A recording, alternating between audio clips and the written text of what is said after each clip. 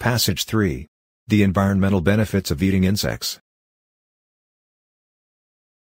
Do you find it hard to imagine eating an insect? Perhaps you are saying to yourself, "Never in a million years would I eat bugs." Or perhaps you are one of the many people who like to snack on chocolate-covered grasshoppers. Human beings have eaten insects for thousands of years, and not just when they were forced to. The Romans ate them, and many modern cultures also consider them food.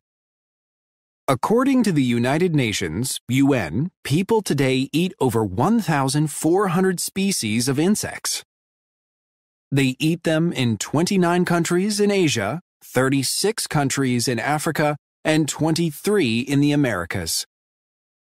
No doubt some of these people eat insects because they will go hungry unless they do, but many of them eat insects because they like the taste. Now there is another good reason to eat insects: to help the environment. David Gracer eats insects, and he thinks you should too. He has set out to educate people in the United States about eating them, especially in place of beef, chicken, and pork. He says the major reason to eat less of those foods is that current methods of raising livestock, animals such as cows, chickens, and pigs, use 30% of all the land on Earth and have a terrible effect on the environment. According to Gracer, a 2006 UN report made clear just how bad the situation is. Raising livestock is causing much of our water pollution, destroying large areas of land, and adding to global warming. This is true for both huge factory farms and places where farmers can afford only a few animals. According to the report, raising cattle produces more greenhouse gases than cars and all other forms of transportation. Raising insects, on the other hand, would cause far fewer environmental problems. At present, most edible insects are not raised, but rather harvested. That is, people go out into the forest to find them. All anyone needs to do is collect them and cook them.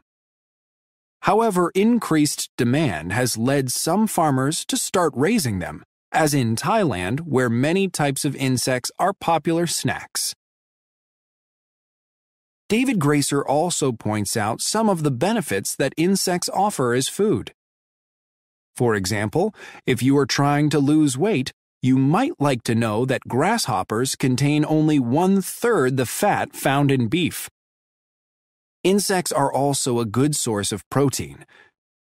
Dried insects often have twice the protein of fresh fish.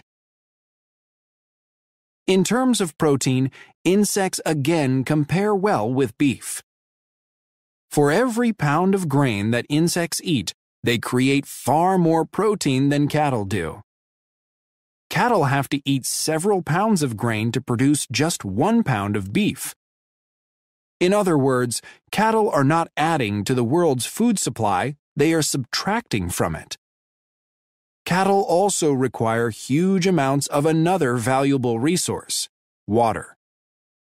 It takes 1,847 gallons of water to produce a pound of beef.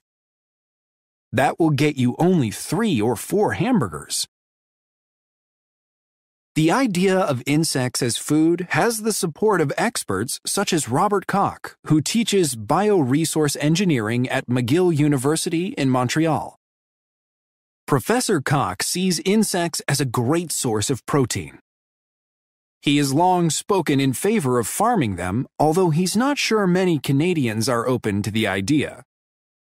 Nutrition professor Marion Nestle of New York University would agree with him about the benefits of insects as food. However, she also thinks that before most North Americans would eat them, they would have to be very, very hungry. For now, David Gracer will continue to speak out at schools and on TV and radio on why people should eat insects. He realizes change will come slowly, if at all, but he hopes one day to import and sell edible insects like the Mexican grasshoppers called chapulines. He won't try to make a living at it, however. He says, "If I did this for a living, my family and I would be eating bugs all the time."